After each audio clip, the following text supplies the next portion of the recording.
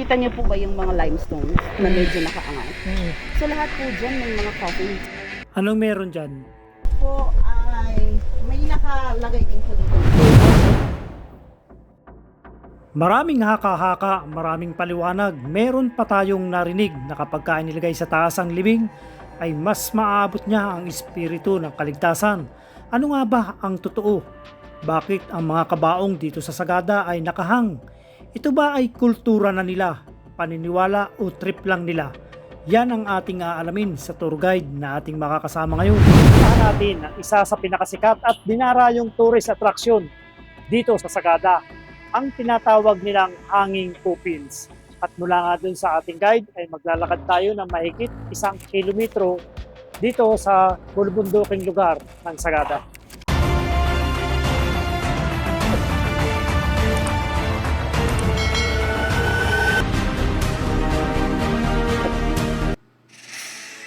Ito ang Sagada, isang bayan sa bulubundukin ng Cordillera ng Mountain Province sa Pilipinas. Sa bayang ito ay hindi pinapayagan ng lokal na opisina ng turismo. Ang mga DIY tour, kailangan mayroong kang gabay o tourist guide sa bawat atraksyon na iyong pupuntahan. Kaya bago namin simulan ang aming lakad ay nag-registered kami sa kanilang opisina, tanda ng pagsunod sa kanilang patakaran. At ang kanilang registration fee na hinihingi ay 100 pesos para sa isang tao. At dito ay kikitain na natin yung ating kausap na guide na si Miss Tintin Yayain dito sa may likod ng Simbahang Luma. Good morning, Opo. Miss Tin. Siya nga pala yung ating guide papunta dun sa ating destination ngayon. Saan ba tayo pupunta ngayon? Pupunta po tayo ng Hanging Coffins, which is yung libingan nung unang panahon. Pero before that, ang pinakaunang pupuntahan natin is the public cemetery, which is yun yung mga libingan ngayon. Let's go! Ano dito for registration? Yes po, kailangan natin monitoring po. Okay. Titignan nila kung nakapag-register na kayo doon sa tourist information. And then, merong access fee na 10 pesos each. Sige po. Let's go! Nakita nyo naman mga Kaminduraing TV, under monitoring ang bawat bisita na papasok. Kung tayo ay hindi nag-registered kahapon, malamang sa malamang, kahit meron tayong tour guide ay hindi tayo makakapasok. So malaking bagay na sumunod para hindi na rin tayo maabala sa mga bawat lugar na ating pupuntahan dito sa Sagada.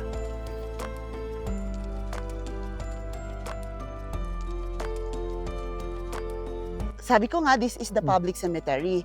Pareho din naman po sa inyo na ganun din po yung sistema. Pero dito po ay ina-apply nila yung till death do us part. Ayun. Naka-reserve po yung para sa spouses.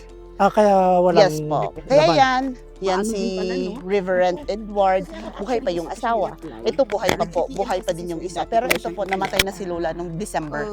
So magkatabi na sila. Kaya pala mayroong open na isa. Opo. Yun ang purpose. Yes po.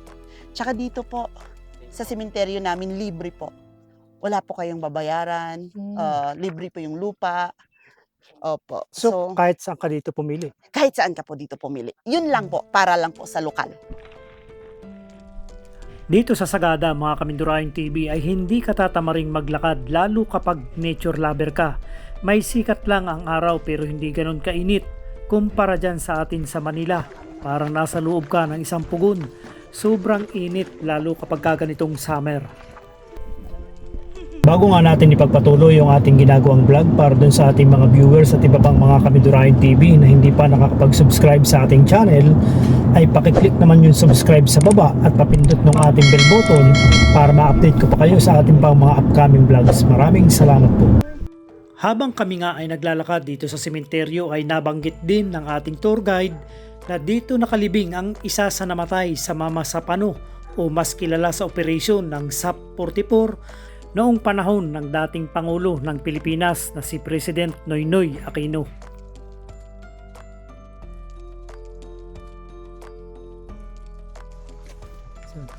Dahil sa ngayon nga ay Biyernes Santo o mahal na araw, marami sa empleyado kaparehas natin ay walang pasok, long weekend, ika nga, ay tambak ang pumupunta sa Sagada kahit mahirap puntahan ang lugar na ito.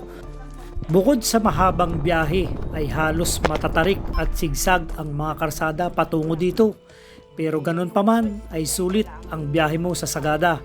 Sabi nga nila kapag pinuntahan mo ang lugar na ito at di mo napuntahan ang Hanging Kupins ay bitin ang gala mo kaya babalik at babalikan mo pa ang Sagada.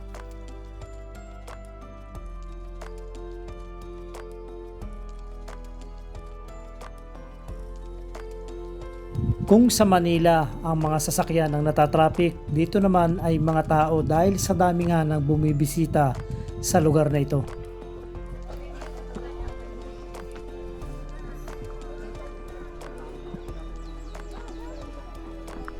Ito na ba yun? Yes, sir. Akyat lang tayo dyan.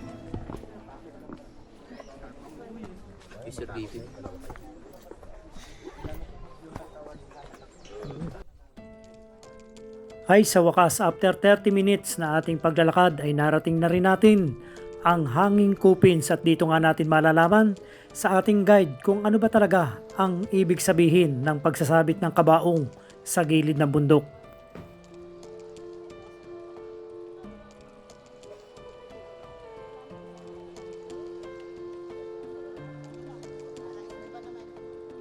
Morning mga Kamindurahin TV. Alamin natin dito nga sa ating tour guide na si Miss Tin kung ano ba yung dahilan, kung ano ba yung kwento ng paglilibing dito nga sa bundok. The main reason po before is actually po, wala naman pong masyadong rason po kung bakit talaga nila gustong ganito, no? Pinaka-isa lang po talaga is yung mga wild animals, stray animals. Yun po yung pinaka-reason nila kung bakit nila hinahang noong araw yung ating mga ninuno. Paano tungkol sa animals? Animals po, yung mga wild animals, pwede Oh. po kasing kainin yung bodies nung namatay kung ilalagay nila kung saan-saan. So parang hinang lang nila. Parang, yun nga, Para nilagay, maiwasan. to prevent. Oo. Lahat ba ng mga igurot ay pwede dyan? Oh yes, pwede naman lahat po. Pwede po lahat. Sa paniniwala, pag may apo ka na, pwede ka na dito. Pag wala pang apo, Yun medyo, hindi pwede. hindi naman sa hindi pwede, pero ibang spot siguro. Halimbawa, naglibing ka dyan kumpara doon sa ordinaryong libingan. Magkano naman ang nagiging gastos? Actually po, pareho lang po. Pareho lang po. Kasi kung sa ritual, kung doon ka man ilalagay po sa public cemetery or dito, parehong ritual din ang gagawin. So parehong baboy din yung kakatayin mo. Opo. So ganun din karami. So wala siyang pinagkaiba.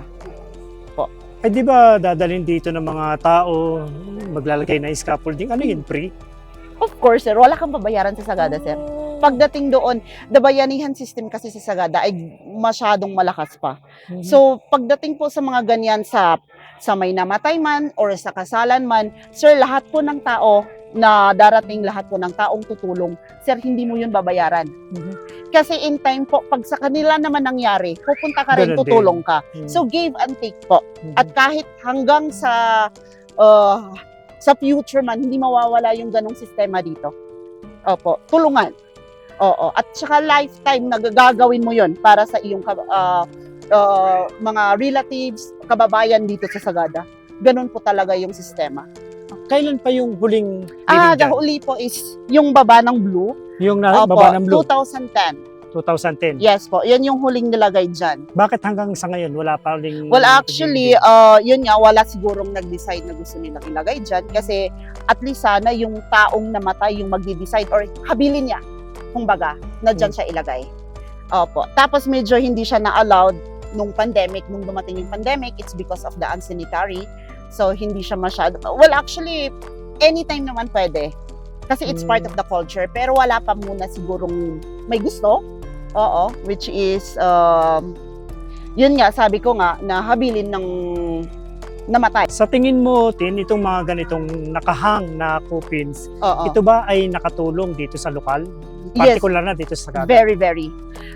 Number one is sa turismo. Mhm. Sir, parang ito yung pinaka-main attraction, kung baga ba, which is, lahat naman sa Sagada is maganda. We have the caves and then yung nature namin maganda, pero aside Yes, from that, yes. the culture. Mhm. So this is part of the culture. So ito yung isang dinadayo talaga. Sometimes nga, kung pumupunta sila ng Sagada, ito lang yung pinaka pupuntahan nila. Oo, aside from doon sa ibang tanawin. Kumbaga, ito na yung main attraction ng lugar. Yes po. Okay. Opo. Before po, ito pala yung mga ninuno namin. Yuri ko lang Mhm. kung bakit nila hinang yung mga sarili nila Ah, para may pagkakitaan kaming mga apo ganun? sa future. Totoo. Pwede. Oh, Pwede. yun. At nangyari naman. Yes po. Pero isa pang tanong, di ba ang tao napakahaba? Ba't Mhm. minsan may nakikita tayong kagaya Ah, ng isang yun? maliliit. Maigsi lang yun. Okay po. Anong nangyayari So, doon? ang nangyayari po dyan, before kasi the boreal, which is hindi naman siya nalagay sa ilalim, no? In general, this is boreal pa rin, no? Hmm. Before kasi dalhin yung tao dito, nakaset up na yung kabaong. Hmm. So, nandyan na yung kabaong, bukas pa yung burial niya. Hmm. Nakalagay na yung kabaong, naglalagay sila ng scaffolding dyan Ah. just to set up the kabaong. Hmm. And then ngayon, kinabukasan dadalhin yung body ng namatay. Naka-wrap yun ng white clothes. Naka-fetal position po. Ah. Nakabaluktot. So meaning po, itong mga maliliit, naka-fetal position po sila. Fetal Hmm. position po, like Binabaluktot fetus talaga. po. Fetus inside the womb. Hmm. Kasi ang paniniwala din po, kung ano kang posisyon lumabas sa mundo, babalik ka kay Mother Nature as the same position. Dito naman sa amin po. So naka-fetal position yung mga maliliit. Yung iba po, yung mga nakahiga na po. Yung mga malalaki. Yung unang-unang nilibing dyan, kailan? Ay, wala pong walang nakakaalam, date. sir. Pero I don't know kung itong nasa taas. Yung maitim. Opo. Ryan TV, ito nga si Miss Tin, yung ating tour guide. Naipaliwanag naman niya sa atin kung ano yun talagang ibig sabihin at bakit nagpapakahirap. Kung sa atin, wala tayong idea, makikita natin, ay, napakahirap maglibing sa ganitong klase Opo. ng libingan. Pero sa kanila, culture na to at libre ang paglilibing, bayanihan yung ginagawa nga nila.